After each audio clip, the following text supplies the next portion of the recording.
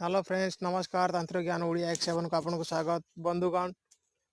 समस्त को जय जगन्नाथ बंधुगण देखंतु आज ये वीडियो में गुरुचना विषय कहबी गुरुचना एमती एक पदार्थ जदि आपण ताहाकू तिल कर लगाइबे ताहाले त्रिभुवन वशीकरण होता है बंधुगण से एमती सेमती गायरु मिल न थाए आउ से दुर्लभ आमर गो माता ठारो प्राप्त होता है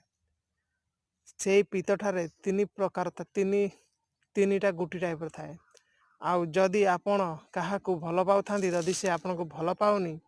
ताहले बंधुगण जदि गुरुचना आउ किछि अन्य द्रव्य भी अच्छी जदि आपण ताको पिंधिकी से झील सामना गले किंबा से लोक सामना गले ताहले से आपन को देखु देखु बशीभूत हो आउ जदि ताको भी टच करी नगाई देबे ताहले भी से बशीभूत हो जय जगन्नाथ।